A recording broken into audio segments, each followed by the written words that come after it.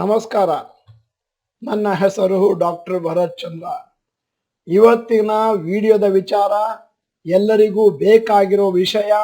S bank ಷೇರುಗಳು 28% ಮೇಲೆ ಇದೀಗ ಖರೀದಿಸಲು ಸಮಯವೇ? ನಮ್ಮ ಎಲ್ಲ ಗ್ರಾಜ್ಯುಯೇಟ್ಸ್ ಹತ್ರ ಎಸ್ ಬ್ಯಾಂಕು ಸ್ವಲ್ಪ ಪ್ರಮಾಣದಲ್ಲಿ ಇದ್ದೇ ಇದೆ.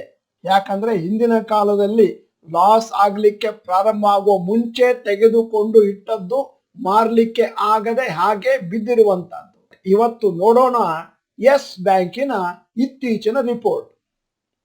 ಎಸ್ ಬ್ಯಾಂಕಿನ ಷೇರು 28% ಮೇಲಕ್ಕೆ ಹೋಗಿದೆ. 31ನೇ ತಾರೀಕು ಮಾರ್ಚ್ 2022ರಿಂದ ₹12.30 ಇದ್ದದ್ದು ಇವತ್ತು ₹15.60 ಆಗಿದೆ. ಇದೇ ಸಮಯದಲ್ಲಿ ನಿಫ್ಟಿ 50 ಇಂಡೆಕ್ಸ್ ಕೇವಲ 2% ಮೇಲೆ ಹೋಗಿದೆ. ಎಸ್ ಬ್ಯಾಂಕು ಷೇರುಗಳು ಮೇಲಕ್ಕೆ ಹೋಗ್ಲಿಕ್ಕೆ ಕಾರಣ ಏನು ಅಂತ ನೋಡೋಣ. 3 ದಿನಗಳ ಕೆಳಗೆ ಎಸ್ ಬ್ಯಾಂಕಿನ ಬಿಸ್ನೆಸ್ ಅಪ್ಡೇಟ್ ಬಂದಿತ್ತು. ಮತ್ತೆ ಫಿಗರ್ಸು ಸ್ವಲ್ಪ ಎನ್ಕರೇಜಿಂಗ್ ಆಗಿತ್ತು. ಅದರಿಂದ ಷೇರು ಪ್ರೈಸು ಮೇಲಕ್ಕೆ ಹೋಗಿದೆ. ಅಡ್ವಾನ್ಸು ಮತ್ತು ಡಿಪಾಸಿಟ್ಸು ಮತ್ತೆ ನೆಟ್ ಪ್ರಾಫಿಟ್ ಲಾಸ್ ಫಿಗರ್ ಕೂಡ ಆಲ್ಮೋಸ್ಟ್ ಜನರ ಮುಂದೆ ಬಂದಿದೆ. ಈಗ ಎಸ್ ಬ್ಯಾಂಕಿನ Q4 ಬಿಸ್ನೆಸ್ ಅಪ್ಡೇಟ್ ಅನ್ನು ನಿಮ್ಮ ಮುಂದೆ ಇಡ್ತಾ ಇದ್ದೇನೆ. ಅಡ್ವಾನ್ಸಸ್ ಅಂದ್ರೆ ಲೋನ್ಗಳನ್ನು ಕೊಟ್ಟದ್ದು 2021 ಮಾರ್ಚ್ ನಲ್ಲಿ 1,66,893.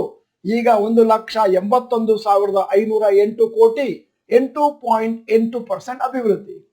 ಡಿಪಾಸಿಟ್ಗಳಲ್ಲಿ ಕೂಡ 21.1% ಅಭಿವೃದ್ಧಿ ಬಂದಿದೆ. ಈಗ ಎಸ್ ಬ್ಯಾಂಕ್ ಮೇಲೆ ಹೋಗ್ಲಿಕ್ಕೆ 3 ಕಾರಣಗಳು. ಒಂದು, ಡಿಪಾಸಿಟ್ಗಳು 21% ಮೇಲಕ್ಕೆ ಹೋಗಿದ್ದು, ಮತ್ತೆ ಲೋನ್ ಡಿಸ್ಬರ್ಸ್ ಆಗಿರೋದು 8.8% ಮೇಲಕ್ಕೆ ಹೋಗಿದ್ದು. ಎರಡನೇ ಕಾರಣ, ಕೇರ್ ರೇಟಿಂಗ್ ಏಜೆನ್ಸಿಯವರು ಎಸ್ ಬ್ಯಾಂಕಿನ ಕ್ರೆಡಿಟ್ ರೇಟಿಂಗ್ ಅನ್ನು ನ್ಯೂಟ್ರಲ್ ಇಂದ ಪಾಸಿಟಿವ್ ಗೆ ಅಪ್ಗ್ರೇಡ್ ಮಾಡಿದ್ದಾರೆ. ಮೂರನೇದ್ದು, ಈ Q3 ಬೇಕಾದಷ್ಟು ಇಂಪ್ರೂವ್ಮೆಂಟ್ ಬಂದಿದೆ ಎಸ್ ಬ್ಯಾಂಕಿನ ಲಾಸು ಪ್ರಾಫಿಟ್ ಬ್ಯಾಲೆನ್ಸ್ ಶೀಟ್ ನಲ್ಲಿ. ಈಗ ಎಸ್ ಬ್ಯಾಂಕಿನ ಫಂಡಮೆಂಟಲ್ ಅನಾಲಿಸಿಸ್ ಮಾಡೋಣ. ಕಳೆದ ಕೆಲವು ವರ್ಷದ್ದು ಮತ್ತೆ 3 ಕ್ವಾರ್ಟರ್ ರಿಸಲ್ಟ್ ಅನ್ನು ಕೂಡ ನೋಡೋಣ 21-22ರಲ್ಲಿ. ಅದನ್ನ ನೋಡಿಕೊಂಡ ಮೇಲೆ ಎಸ್ ಬ್ಯಾಂಕಿನ ಶೇರ್ ಅನ್ನು ಈಗ ಖರೀದಿಸಲಿಕ್ಕೆ ಸಮಯವೇ ಅಂತ ನಿರ್ಧಾರವನ್ನು ಕೈಗೊಳ್ಳಬಹುದು. 2017 ಮಾರ್ಚ್ ಅಲ್ಲಿ ಟೋಟಲ್ ಇನ್ಕಮ್ 16,425 ಕೋಟಿ ಇತ್ತು. ನೆಟ್ ಪ್ರಾಫಿಟ್ ಚೆನ್ನಾಗಿತ್ತು, 3,330. 18ರಲ್ಲಿ 4,225 ಕೋಟಿ ಆಯ್ತು ನೆಟ್ ಪ್ರಾಫಿಟ್. 19ರಲ್ಲಿ ಸ್ವಲ್ಪ ಕೆಳಗೆ ಬಿತ್ತು, 1,720. ಅಲ್ಲಿಗೆ ಕಾಯಿಲೆ ಪ್ರಾರಂಭ ಆಯಿತು. 2020ರಲ್ಲಿ -16,418 ಕೋಟಿ. ಮತ್ತೆ ಮಾರ್ಚ್ 2021ರಲ್ಲಿ -3,462 ಕೋಟಿ ಆಯಿತು.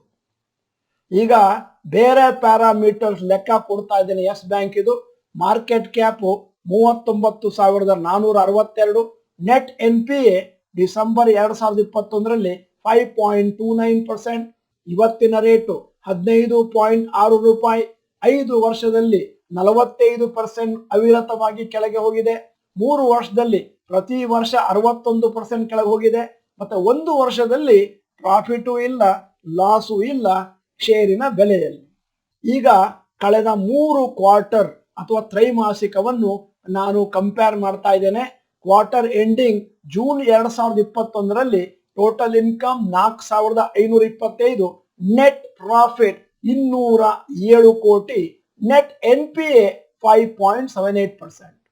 ಕ್ವಾರ್ಟರ್ ಎಂಡಿಂಗ್ ಸೆಪ್ಟೆಂಬರ್ 2021 4,652 ಕೋಟಿ, ಮತ್ತೆ ನೆಟ್ ಪ್ರಾಫಿಟ್ 226 ಕೋಟಿ, ಮತ್ತೆ ನೆಟ್ NPA ಕಮ್ಮಿ ಆಗಿದೆ 5.55. ಮತ್ತೆ ಕ್ವಾರ್ಟರ್ ಎಂಡಿಂಗ್ ಡಿಸೆಂಬರ್ 2021 4,898 ಕೋಟಿ ಟರ್ನ್ ಓವರ್, ನೆಟ್ ಪ್ರಾಫಿಟ್ ಜಾಸ್ತಿ ಆಗಿದೆ 266 ಕೋಟಿ, ನೆಟ್ NPA ಕಮ್ಮಿ ಆಗಿದೆ 5.29. ಈಗ ಮುಂದಿನ ಕ್ವಾರ್ಟರ್ ಮಾರ್ಚ್ 2022 ಕಾದು ನೋಡಬೇಕಾಗಿದೆ. ಕಳೆದ 2 ವರ್ಷಗಳಲ್ಲಿ ಎಸ್ ಬ್ಯಾಂಕಿನಲ್ಲಿ ಬೇಕಾದಷ್ಟು ಲಾಸ್ ಆಗಿದೆ. ಮತ್ತೆ NPA ಫಿಗರ್ಸು 5%ಗಿಂತ ಜಾಸ್ತಿ ಇದೆ. ಬೇರೆ ಬ್ಯಾಂಕ್ಗಳಿಗೆ ಹೋಲಿಕೆ ಮಾಡಿದ್ರೆ 1% ಒಳಗೆ ಇದ್ದಾವೆ. ಸದ್ಯಕ್ಕೆ ಎಸ್ ಬ್ಯಾಂಕಿನ ನೆಟ್ ಪ್ರಾಫಿಟ್ ಕಳೆದ 3 ಕ್ವಾರ್ಟರ್ನಲ್ಲಿ ನಿರಂತರವಾಗಿ ಮೇಲೆ ಹೋಗ್ತಾ ಇದೆ. NPA ಫಿಗರು 5.78 ಇದ್ದದ್ದು 5.29 ಗೆ ಬಂದಿದೆ. ಮತ್ತೆ ಎಲ್ಲವನ್ನು ನೋಡಿದ್ರೆ ಯೆಸ್ ಬ್ಯಾಂಕ್ ಒಂದು ತರ ಚೇತರಿಕೆಯನ್ನು ಕಾಣ್ತಾ ಇದ್ದ ಹಾಗೆ ಗೋಚರಿಸ್ತಾ ಇದೆ. ಆದರೆ ಹಳೆಯ ಕಾಲದ ಲಾಸು ಇನ್ನೂ ಹಾಗೆ ಇದೆ. ನೀವು ಬ್ಯಾಂಕಿಂಗ್ ಕ್ಷೇತ್ರವನ್ನು ಗಮನಿಸಿದ್ರೆ ಅಲ್ಲಿ ಇದಕ್ಕಿಂತ ಲಾಭದಲ್ಲಿರುವಂತ ಹಲವು 10 ಷೇರುಗಳಿದಾವೆ. HDFC ಬ್ಯಾಂಕ್ ಇದೆ, ICICI ಬ್ಯಾಂಕ್ ಇದೆ, ಆಕ್ಸಿಸ್ ಬ್ಯಾಂಕ್ ಇದೆ, ಕೋಟಕ್ ಮಹೀಂದ್ರಾ ಬ್ಯಾಂಕ್ ಇದೆ. ಮತ್ತೆ ಫೈನಾನ್ಷಿಯಲ್ ಸೆಕ್ಟರ್ಗೆ ಹೋದ್ರೆ Bajaj finance, Bajaj financial service, Muthoot finance ಇತ್ಯಾದಿ ಇತ್ಯಾದಿ. ಆದ್ದರಿಂದ ನಮ್ಮ ಸಲಹೆ ಏನು ಅಂತಂದ್ರೆ ನೀವು ಯೆಸ್ ಬ್ಯಾಂಕ್ ಅನ್ನು ಖರೀದಿ ಮಾಡುವಂತ ಅಗತ್ಯತೆ ಕಾಣ್ತಾ ಇಲ್ಲ. ಏನಿದ್ದರೂ ಕೂಡ ಈಗಾಗಲೇ ಲಾಭದಲ್ಲಿರುವಂತ ಇತರ ಬ್ಯಾಂಕಿಂಗ್ ಷೇರುಗಳನ್ನು ಕೊಳ್ಳುವಂತ ಪ್ರಯತ್ನ ಮಾಡಬಹುದು. ಆದರೆ ಎಲ್ಲ ಕೊಳ್ಳುವ ಮತ್ತು ಮಾರುವ ನಿರ್ಧಾರಗಳನ್ನು ನೀವೇ ತೆಗೆದುಕೊಳ್ಳಬೇಕಾಗುವುದರಿಂದ ನೀವು ಫಂಡಮೆಂಟಲ್ ಅನಾಲಿಸಿಸ್ ಮಾಡಿ ಕಾನ್ಫಿಡೆನ್ಸ್ ಇದ್ರೆ ಮಾತ್ರ ಷೇರುಗಳನ್ನು ಕೊಳ್ಳಬೇಕು ಅನ್ನುವಂಥದ್ದು ತಜ್ಞರ ಅಭಿಪ್ರಾಯ. ನೀವು ಡಾಕ್ಟರ್ ಭರತ್ ಚಂದ್ರ ಚಾನಲ್ ಮೆಂಬರ್ ಅಲ್ಲಿದ್ರೆ ಇದೀಗ ಸಮಯ ಸಬ್ಸ್ಕ್ರಿಪ್ಷನ್ ಬಟನ್, ಬೆಲ್ ಐಕಾನ್ ಒತ್ತಿ. ವಿಡಿಯೋ ಚೆನ್ನಾಗಿದ್ರೆ ಲೈಕ್ ಬಟನ್ ಒತ್ತೋದನ್ನು ಮರಿಬೇಡಿ. ಮತ್ತೆ ವಿಡಿಯೋನ ಎಲ್ಲರಿಗೂ ಕಳಿಸ್ಕೊಡಿ. ಮತ್ತೆ ಇವತ್ತಿನ ಈ ವಿಡಿಯೋ ಚೆನ್ನಾಗಿದೆ ಅಂತಂದ್ರೆ ದಯವಿಟ್ಟು ಕಮೆಂಟ್ ಬಾಕ್ಸ್ ನಲ್ಲಿ ಗುಡ್ ಅಂತ ಟೈಪ್ ಮಾಡಿದ್ರೆ ನಮಗೆ ಬೆನ್ನು ತಟ್ಟಿದ ಹಾಗಾಗುತ್ತೆ.